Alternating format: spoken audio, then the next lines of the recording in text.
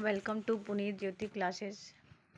आज हम लोग हाई स्कूल में शामिल कुछ महत्वपूर्ण जिलों में जो खंड काव्य शामिल हैं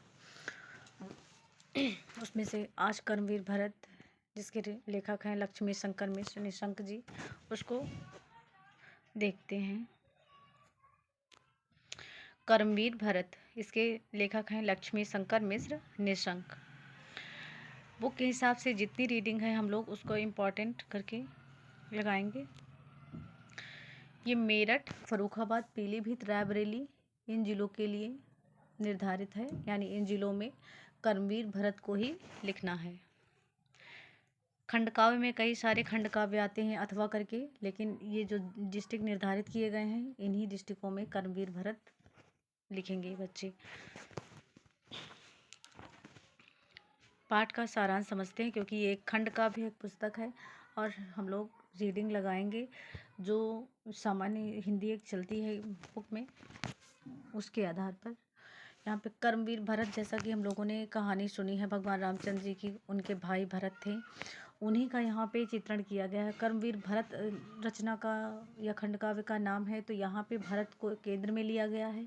भरत की कौन कौन सी कहानी थी, किस माध्यम से उन्होंने अपने भातृ प्रेम को, अपनी उज्जवल चरित्र को कैसे क्या दर्शाया है, इस बारे में पूरा देखते हैं। चित्रकूट में भरत का मिलन तथा भरत की चरण पादुका प्राप्त करना, यही कथा वस्तु का मूल उद्देश्य है। ये इसका मतलब ये हुआ कि जो कथा वस्तु है, ये पूरा जो कहानी रची गई है, यहाँ पे चित्रकूट में भरत का जब मिलन होता है, जब राम जी वन गमन कर जाते हैं, तो वहाँ जैसे ही भरत को पता चलता है, अपने मामा के गांव से आते हैं और वन जाते हैं, जहाँ पर चित्रकूट में इनका राम जी और भरत का मिलन हुआ था, वही वो स्टोरी पूरी इसमें दी गई और 6 खंडों में ये विभक्त है, यानी 6 सर्गों में विभक्त है। ये एक खंड काव्य है। खंड काव्य मतलब जीवन की किसी एक मार्मिक कथा वस्तु को इसमें निर्धारित किया गया है। जैसे राम जी के जीवन की कथा वस्तु एक महाकाव्य हो गई और उससे एक खंड, एक टुकड़ा निकाल लिया गया है, भरत, कर्मवीर भरत। तो एक टुकड़ा यानी एक खंड है, तो इसका खंड काव्य है ये। इसमें सर्ग कितने हैं? 6 सर्ग हैं। इसका सारांश हम लोग देखते हैं। जैसे प्रथम सर्ग का नाम क्या है? आगमन। दशरथ के मरणोपरांत गुरु के आदेश से दूत भरत और शत्रुघ्न को ननिहाल से राजगृह में बुलाने के लिए पहुंचता है, यानी जो बुलाने जाता है उसको दूत कहते हैं। वो भरत और शत्रुघ्न अपने ननिहाल में थे और राजगृहपुर में बुलाने के लिए पहुंचता है। अचानक दूत के पहुंचने से भरत के मन में अनेक प्रकार की शंकाएं होने लगती, यानी उन्हें चिंता होने लगती है कि अचानक यह दूत क्यों आया है अयोध्या से मुझे बुलाने। वे बारी बारी से सबका कुशल पूछते हैं। दूत के कथन में से उन्हें संतोष नहीं हुआ। उन्हें इस चीज़ की आशंका लगी रही कि ऐसा कभी नहीं हुआ है कि अचानक कोई चीज़ आ जाए बिना बताए। वे शत्रुघ्न के साथ अयोध्या के लिए प्रस्थान कर देते हैं। रास्ते में तथा अयोध्या पहुंचने पर शोक संतप्त अयोध्या नगर की दशा देखकर जो उनके मन में अंतर्द्वंद उठते हैं, उन सबका प्रस्तुत खंड काव्य के प्रथम सर्ग में चित्रण किया गया है। अंतर्द्वंद मतलब उनके हृदय के अंदर या मन के अंदर उठने वाले जो युद्ध हैं, युद्ध मतलब उनके अंदर जो चिंताएं उठ रही हैं कि ये किस कारण हुआ है, मेरे भाई जंगल क्यों चले गए हैं। अंत में भरत राजभवन में प्रवेश करते हैं, किंतु वहाँ भी आधी रात का सन्नाटा छाया है। पाले गए पक्षियों की चहचहाट नहीं है, पिता भी नहीं दिख पड़ते हैं। फिर वे उल्टे पांव कैकेयी के भवन की ओर चल देते हैं, क्योंकि उनकी माता कैकेयी थी भरत की, और वो अपनी माता के पास चल देते हैं। यहाँ पे एक श्लोक, पूरा एक दोहा दिया हुआ है। अनुभव होता अर्धरात्रि का सा सूनापन, पालित पक्षी थक बैठे थे शांत शुद्ध मन, देखा नहीं पिता को चिंता मग्न हो गए, उल्टे पैरों लौट कैकेयी भवन को गए। उनकी पिता से भी भेंट नहीं हुई, तो वह अंत में अपनी माँ के पास चले गए और यहीं से प्रथम सर्ग समाप्त होता है, जो आगमन सर्ग है। 6 सर्ग है, जिसमें से एक सर्ग का सारांश ये हुआ। ये जो बीच बीच में श्लोक जैसे दोहा जैसे आए हुए हैं, इनको याद कर लेना, इससे एग्जामिनर पर अच्छा प्रभाव पड़ता है। द्वितीय सर्ग को देखते हैं। राजभवन सर्ग द्वितीय सर्ग है। राजभवन में पहुंचने पर भरत सर्वप्रथम कैकेयी से मिलते हैं। कैकेयी राम वनगमन पिता की मृत्यु और अपना पवित्र उद्देश्य भरत के समक्ष रखती हैं। भरत विषाद से भर जाते हैं। वे कैकेयी के तर्क से सर्वथा संतुष्ट नहीं होते हैं और अपने को अपराधी तथा अभागा मानते हैं। इस सर्ग में कवि ने कैकेयी के चरित्र को विशेष महत्व दिया है। यानी जो भरत की माता थी कैकेयी, उनके चरित्र को बहुत ही महत्व दिया है तथा कैकेयी पर युग युग से आरोपित कलंक को निर्मूल सिद्ध करने का प्रयास किया है। यानी जो भगवान राम जंगल गए थे, वन को गए थे, यह उनको स्वाभाविक थी, यह नियति थी, पहले से ही निर्धारित था कि भगवान जंगल जाकर के, वन में जाकर के दुष्टों का संहार करेंगे। यहाँ पे कैकेयी को सिर्फ सहारा बनाया गया है, लेकिन लोग कैकेयी को ही बदनाम करते हैं। वही चीज़ यहाँ लेखक ने क्या किया है कि उनके कलंक को गलत सिद्ध किया है। कैकेयी द्वारा राम को वन भेजने में लोकहित की भावना है, अर्थात ईश्वर एक राज्य सुख भोगने के लिए नहीं, वह दुष्टों का संहार करने के लिए और नए समाज और शांत समाज की स्थापना करने के लिए ही प्रकट होता है। वह भरत को समझाती हैं, एक ईश ने प्राणी मात्र को जन्म दिया है, भेदभाव तो हमने अपने आप किया है, उन्हें उठाना क्या राजा का धर्म नहीं है, गले लगाना क्या मानव का धर्म नहीं है, सबके सब बन जाएं राज पद भोगी, तो विपन्न मानवता की रक्षा क्या होगी। यानी जब इसका अर्थ यह है कि ईश ने प्राणी मात्र को जन्म दिया है, भेदभाव तो हमने यहाँ पे बनाया है, राजा का क्या धर्म है क्या नहीं है, यही इस पद में समझाया है कि यदि सभी लोग राज्य को भोगने लगेंगे तो यह दरिद्र जनता, जो गरीब जनता है, जो समाज में कुरूपता छाई हुई है, उसकी रक्षा कौन करेगा जब ईश्वर ही राज्य का भोगी बन जाएगा। इसके माध्यम से बस भरत को समझाती हैं। कैकेयी के तर्क को सुनकर और अपनी प्रतिक्रिया जताकर मन में धैर्य धारण कर साहस और शक्ति को समेत दोनों भाई बड़ी माँ के दर्शन के लिए वहाँ से चले जाते हैं। यही दूसरे सर्ग की कथा है। दूसरे सर्ग में क्या हुआ है? दूसरे सर्ग में भरत अपनी माता कैकेयी के राजभवन में आते हैं और अपनी माँ से मिलते हैं। उनकी माँ राम जी को जो वनवास हुआ उसके विषय में समझाती हैं और किस लिए ईश्वर, उनका आशा यही था कि ईश्वर पहले के नियम में वो पहले से निर्धारित रहते हैं, वो तो एक आसरा मात्र थी। यही दूसरे सर्ग का सारांश है। तीसरा सर्ग देखते हैं। तृतीय सर्ग कौशल्या सुमित्रा मिलन, यानी भरत और शत्रुघ्न, बड़ी माँ कौशल्या और छोटी माँ सुमित्रा का मिलन तीसरे सर्ग में दिखाया गया है। तीसरे सर्ग में भरत का दोनों माताओं कौशल्या और सुमित्रा के स्नेह और वात्सल्य भरे मिलन का वर्णन है। वात्सल्य भरे मतलब मातृत्व भाव से ओतप्रोत मिलन दिखाया गया है। इस सर्ग में भरत के अतिरिक्त कौशल्या, सुमित्रा, मांडवी आदि की चारित्रिक विशेषताओं पर समुचित प्रकाश डाला गया है। कौशल्या और सुमित्रा ने भरत के चरित्र को और भी उदार, निष्कपट और त्यागी सिद्ध कर दिया है। किसने सिद्ध किया है? कौशल्या और सुमित्रा ने। कौशल्या कौन थी? राम की माता। सुमित्रा कौन थी? लक्ष्मण की माता। निष्कपट और त्यागी सिद्ध कर दिया है। कौशल्या भरत का उद्बोधन देते हुए कहती हैं, वत्स हृदय में दीन भाव अपने मत लाओ, यानी जो दीनता भरे भाव हैं, जो दुख तुम्हें हो रहा है ऐसे भाव मत लाओ। गत को भूलो, वर्तमान को सफल बनाओ। गत मतलब जो बीत गया है उसको भूल जाओ, वर्तमान मतलब जो चल रहा है उसको सफल बनाओ। जैसा कर्म कर, अपना कर्म करते जाओ। और यही बात भरत द्वारा कैकेयी को दोषी ठहराने पर सुमित्रा भी दोहराती हैं। कहाँ सुमित्रा ने बेटा क्यों भूल रहे हो, माँ के वरदानों को कहाँ क्यों सूल रहे हो।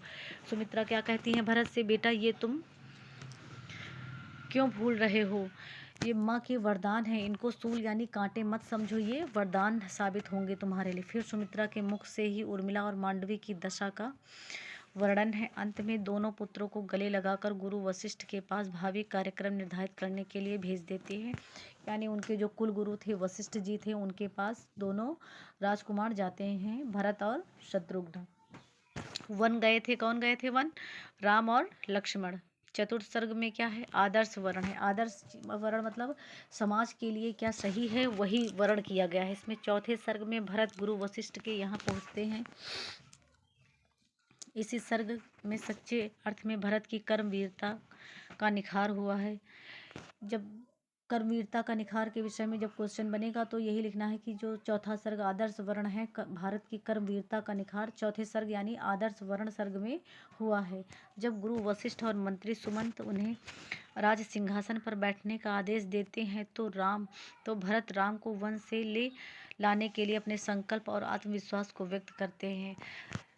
यानी जो उनके गुरु थे वशिष्ठ जी और उनके मंत्री सुमंत थे। वो कहते हैं कि राम 14 वर्ष के लिए गए हैं, उसके बाद वह आ जाएंगे। तुम तब तक राज सिंहासन को संभालो, क्योंकि पिता तुम्हारे नहीं रहे इस दुनिया में। तो भरत का अपने एक संकल्प लिया था कि वो राम को वन से वापस ले आएंगे। तो उस पर अपने संकल्प पर वो क्या रहते हैं, अटल रहते हैं। वे राजश्री से अपने को सर्वथा मुक्त रखना चाहते हैं, यानी राज्य से जो सुख और वैभव है उससे अलग रखना चाहते हैं। रघुकुल में चल रही युगों से प्रथा, हमारी ज्येष्ठ पुत्र ही होता शासन का अधिकारी। या भरत कह रहे हैं, उसके रहते छोटा क्यों पाले सिंहासन, राजश्री से रहा भरत को उसके रहते छोटा क्यों पाए सिंहासन, राजश्री से रहा भरत को नहीं प्रोत्साहन। यहाँ पे बताया गया है कि रघुकुल में एक रीति, एक प्रथा चली आ रही थी कि ज्येष्ठ मतलब बड़ा पुत्र ही शासन करता है, राजगद्दी पर बैठता है, उसके रहते छोटा सिंहासन पर नहीं बैठता है। राजश्री से रहा भरत को नहीं प्रोत्साहन। राजश्री मतलब राज्य की लालसा के लिए भरत को बिल्कुल भी लालसा नहीं है राज्य की। भरत का विचार सभी को पसंद आता है। सभी लोग भरत के साथ राम को मनाने के लिए वन को प्रस्थान करते हैं। पहले तो भरत पैदल ही चलने को आगे आगे तैयार होते हैं। बाद में जब माताएं भी उतरकर पैदल चलने को तैयार होती हैं तो उनके कष्ट और आग्रह का विचार कर वे भी रथ पर बैठ जाते हैं। यानी जब वन के लिए राम को लेने के लिए भरत जा रहे हैं तो उनके साथ पूरे अयोध्यावासी हैं, तो माताएं भी साथ में जा रही हैं। तो भरत कहते हैं कि मैं राज्य सुख की चीज़ों के द्वारा नहीं जाऊंगा। वह पैदल ही जाते हैं जैसे उनके भाई गए थे, यानी अपनी माताओं को कष्ट ना हो इसलिए वह भी रथ पर सवार हो जाते हैं, अन्यथा वो पैदल चलने के लिए ही उत्सुक होते हैं। यहाँ पे चतुर्थ सर्ग समाप्त हो गया। पंचम सर्ग क्या है, वन गमन, यानी वन को जाने के लिए भरत की तैयारी हो रही है और जा रहे हैं वो। इस सर्ग में भरत के अयोध्या से प्रस्थान पर चित्रकूट तक पहुँचने की कथा का वर्णन है। पंचम सर्ग में क्या है, भरत के अयोध्या से प्रस्थान पर चित्रकूट तक पहुँचने की कथा का वर्णन है। इसके अंतर्गत निषाद राज की भक्ति और उनकी सेवा भावना का सुंदर चित्रण किया गया है। भरत की भातृभक्ति और भाव विभलता का विशद वर्णन ही इस सर्ग की मुख्य कथा वस्तु है। यानी उनकी भाई के प्रति कैसी प्रेम भाव है, इसलिए वो विभल मतलब व्याकुल हो रहे हैं बहुत अधिक कि जल्दी से जाएं और अपने भाई से मिलन करें। श्रृंगवेरपुर पहुंचने पर पहले तो निषाद राज भरत को राम का विपक्षी मानकर उनका विरोध करने को सोचता है। निषाद राज क्या समझता है कि भरत जो है अपने भाई से युद्ध करने के लिए जा रहे हैं। आगे देखेंगे ऐसा लक्ष्मण भी समझते हैं, लेकिन भरत की क्या है, वह तो अपने भाई से मिलने के लिए बहुत अधिक उत्सुक हैं, भाव विभल हैं। फिर भरत के स्वभाव और गुरु वशिष्ठ आदि गुरुजनों को साथ देखकर उनके विचार बदल जाते हैं और वह उनका स्वागत करता है। वहाँ से भरत सभी को साथ ले प्रयाग में भारद्वाज ऋषि के आश्रम में पहुँचते हैं और उनका दर्शन कराते हैं। भारद्वाज ऋषि आज्ञा लेकर, यानी भारद्वाज ऋषि से आज्ञा लेकर के पुनः राम के दर्शन के लिए तुरंत वहाँ से चित्रकूट के लिए प्रस्थान करते हैं।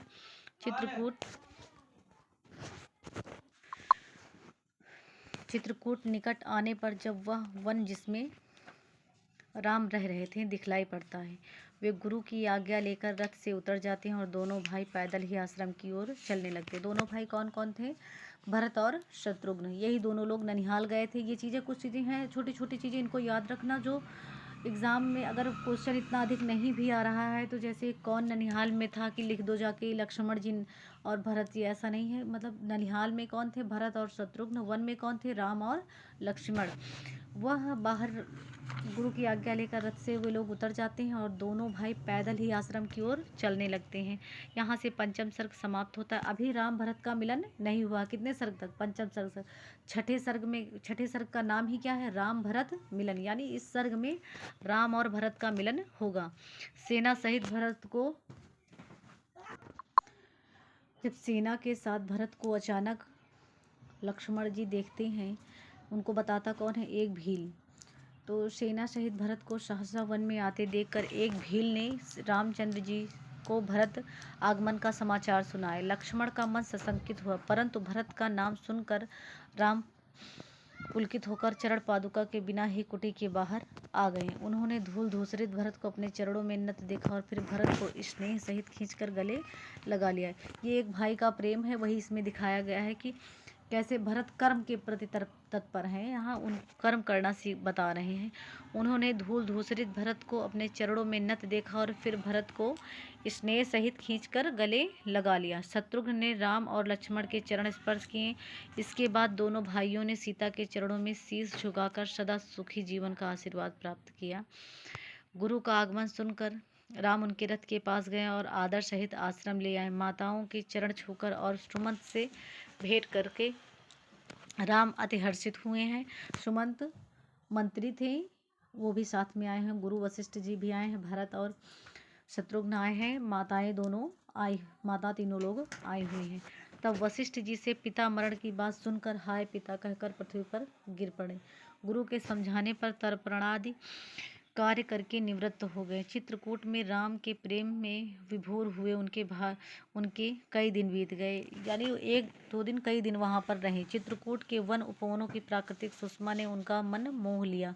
भरत लज्जावश कुछ कह नहीं पा रहे थे। तब वशिष्ठ ने राम से कहा कि इनको यहाँ आए बहुत दिन बीत गए हैं, अब इन्हें समझाकर लौटा दो। तब अवसर पाकर भरत ने कहा कि मैं राम को छोड़कर अयोध्या नहीं जाऊंगा, यानी वो अयोध्या जाने के लिए बिल्कुल तैयार नहीं थे, या तो वहीं रहेंगे या राम को साथ लेकर आएंगे।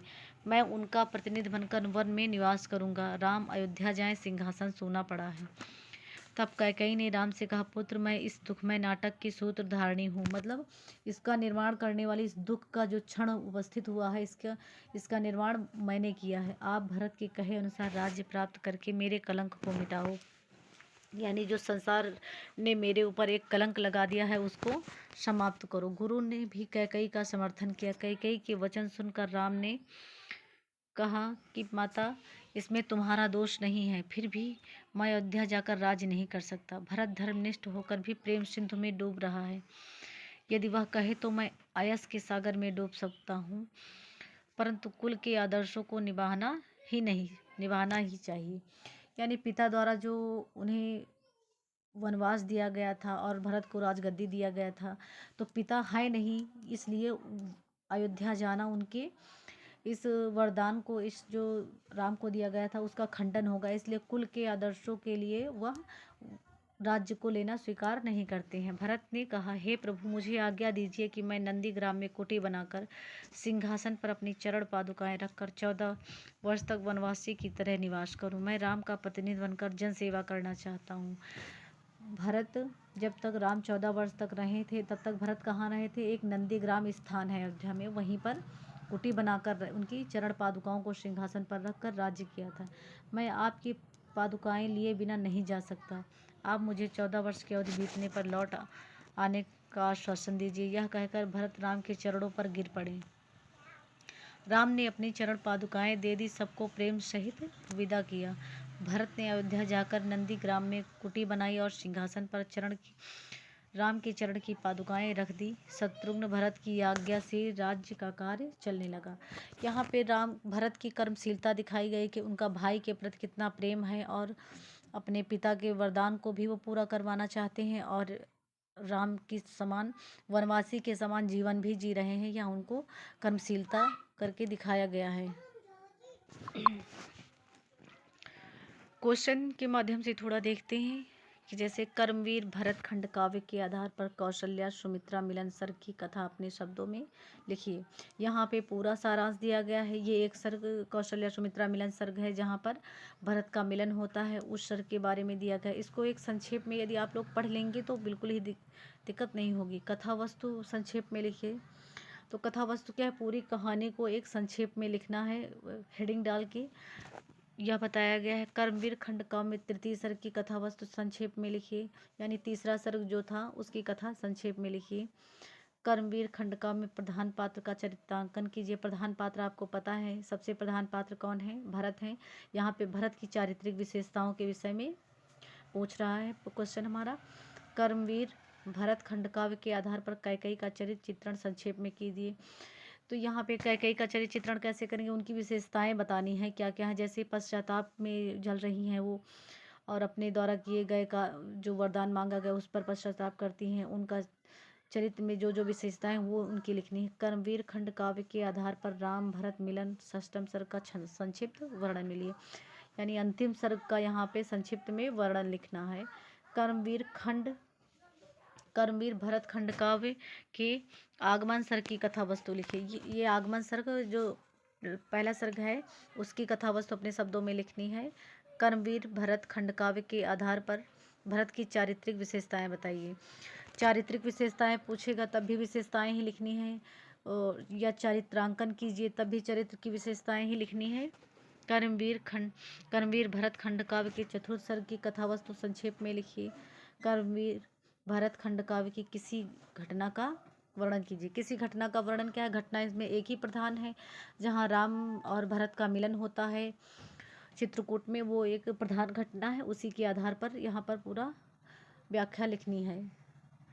आशा करते हैं ये आप लोगों को कर्मवीर भरत बेहतर तरीके से समझ में आया होगा, और जो चीज़ नहीं समझ में आ रही उसको प्लीज़ कमेंट बॉक्स में ज़रूर बताइए। चैनल को सब्सक्राइब कर लीजिए ताकि जो अगली इम्पॉर्टेंट चीज़ें हैं वो आप लोगों को मिलती रहें। धन्यवाद।